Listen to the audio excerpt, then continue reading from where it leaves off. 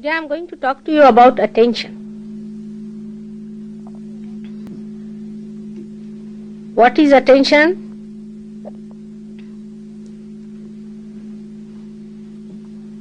What is the movement of attention? And what are the ways and methods of raising our attention? Keep it in broad ways, alright? But when I am saying all these things, you must know that I am talking to you individually. It's not about others. Always the first thing human beings do is when I am speaking to you, you try to find out about whom Mataji is speaking. This is the best way of putting your attention onto something else. If you put your attention to yourself that this is for me and me and me alone, then it will have an effect, because these are mantras. And that's why it is wasted, because whatever is given to you is thrown onto another person. So the attention that you have is the only way to know the reality. Your own attention is important, not the attention of others or your attention on others. This must be clearly understood. If you understand this point, that the whole thing is to be consumed by you through your attention to raise yourself to a higher situation, it will work out. Otherwise it is like giving food to you and going to another person who is getting nourished while you are getting nothing. And that person also may not be able to get nourished because he doesn't know that you are throwing it to that person. So today, as I am going to speak to you about attention, you should know that your attention should absorb all that I am saying. It is not meant for anybody else. You better sit in thoughtless awareness. That's the best way, so that it goes into you. Otherwise it's like a lecture, that you listen to me has no effect. Every lecture will transform you, because after all I am speaking. But because you always think of others and you think of your problems all the time, something nonsensical is going on about which you are worried, and the attention is so overloaded that whatever is said to you doesn't go into you. So just now utilize it by being attentive and knowing that all these nonsensical things have no value. It's your attention that has to come up and has to grow.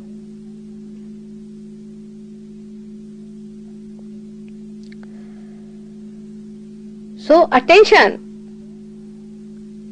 is the whole of the canvas of your being. It's a complete canvas. Is the attention. Complete canvas of your being is the attention. How much you have gone into it, how much you have discovered it, how far you have raised it is a different point.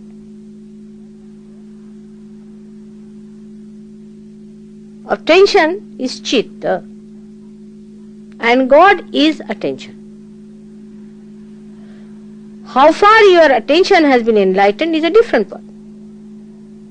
But your attention is God.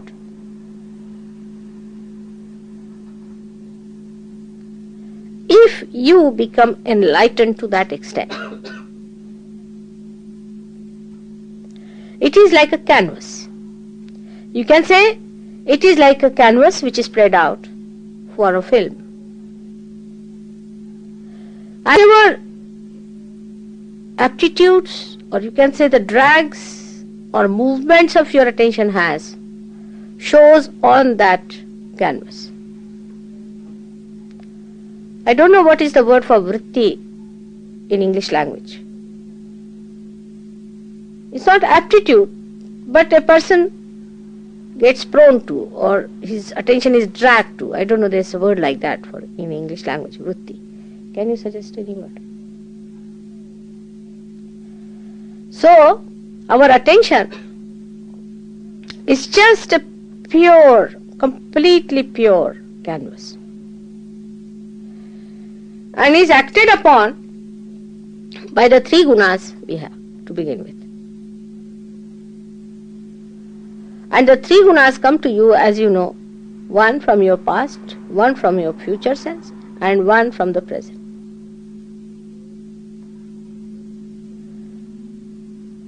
Now, whatever have been your experiences about a particular thing or a particular occasion, so far is completely recorded in your memory. For example, if you see the black color, all that goes with the black color is recorded in your memory. As soon as you see this black color, quite a lot of it comes up.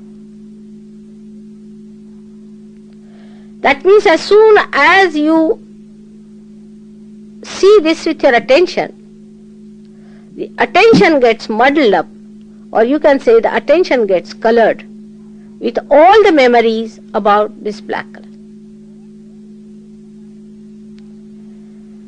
And then your action takes place according to the way your attention is affected.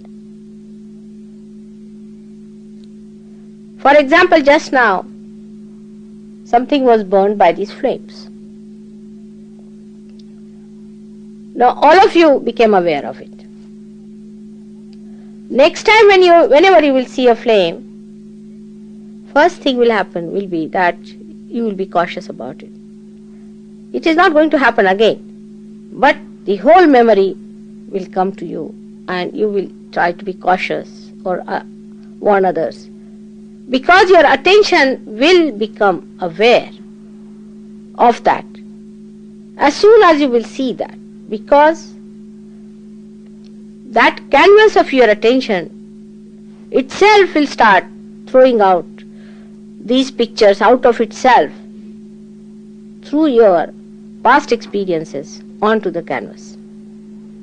This is a living canvas. Or maybe that if you have got some ideas which you have premeditated or thought of the future. For example, you must have thought of somebody that if I meet that man, I will tell him like this.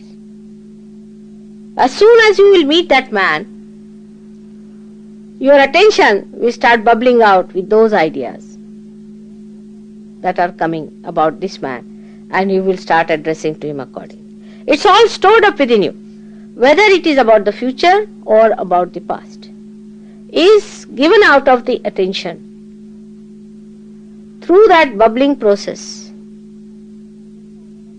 which depends on your dragging nature. Where are you dragged? That's called as vritti, but I don't know what you call it in English language. I don't know what you are prone to. Vritti is a very neutral word. It doesn't mean anything bad. It means where you are drawn to. Vritti means a temperament by which you are drawn to. Now whatever is your temperament, it acts like that. For example, if you see a man walking, say, blindly, he cannot see things. One person may get angry with that person, another may have pity for that person, third may come forward to help him out. Is the vritti, is the temperament that you have developed through your three gunas.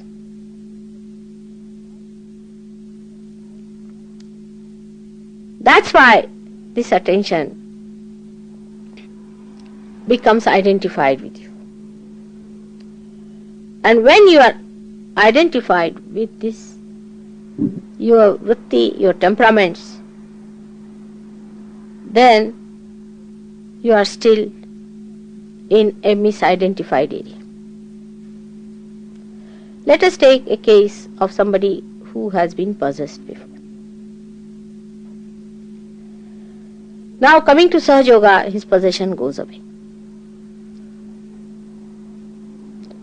But the memory remains in the brain that he was possessed. And the memory is stronger in a person, left side is stronger. Then that memory lingers on And as soon as that person comes in contact with anyone which has got something to do with the past possession, it clicks. And the whole thing starts coming into you, bubbling out, and you think you are again possessed. It is the memory which gives you, it's a myth. It's the memory that tells you, oh, you are again possessed. Because your left side is weak, means you always live in your memory. Your memory is stronger than yourself. If you could make yourself stronger than your memory, nothing can possess you.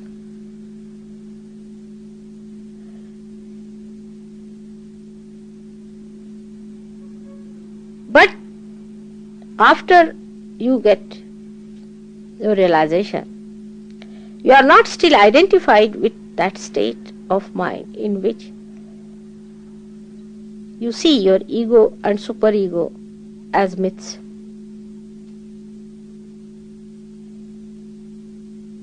Still you get caught up into your ego and superego. And that's why your attention is still in a mess. In a pure, simple way of attention in an innocent child, he sees everything in pratyaksha, means in actual experiencing of something for a child, because he has no memory. So he'll have to burn his hand to feel that this burns. He has to touch something cold to know that it is cold. His memory is not yet built. So into the actual experiencing of it, he lives. But that actual experiencing becomes memory. And once the memory is built up stronger, the whole personality is affected by memory. All the conditioning of all kinds come through that. Your reading, even the whole atmosphere can come to you. You see, sometimes you smell a particular soap, or say a rose, you smell it. And all the memories of smelling such a rose sometimes comes to you, and you may feel really elated sometimes, maybe sometimes very unhappy, whatever may be the situation. So you may feel happy or unhappy, because whatever experiences you have had has given you a memory. This memory might have given you a superego or might have given you a ego. This scanning might have taken place. If it has been a ego and a superego, then maybe that if it was ego, you must have felt happy. If it is satisfying to your ego, you feel very happy. If it is not, if it is superego, if you are suppressed by this, then you feel very unhappy. So both things like happiness or unhappiness are the states where you are still in the myth. Still the myth exists. You have to still go beyond. So if you feel happy about some situation, you should know you are only happy before realization, because it is giving some support to your ego to bloat. And if you are unhappy, then you should know that there is some sort of a suppression on your ego and there is a superego developing. So both the situations have been of no help to you. Of no help to you for your growth, except that both these institutions develop so much that you are away from the real experience. The real experiencing stops because your attention is so much muddled up. So on one side, if you move on the left hand side, your attention is muddled up with fear, with pain, with unhappiness, with hopelessness, dejection, The other side, if you indulge too much onto the right hand side, little bit also, you start getting elated, excited, over dominating. The color of the left side is blue, and the blue color starts changing to the black.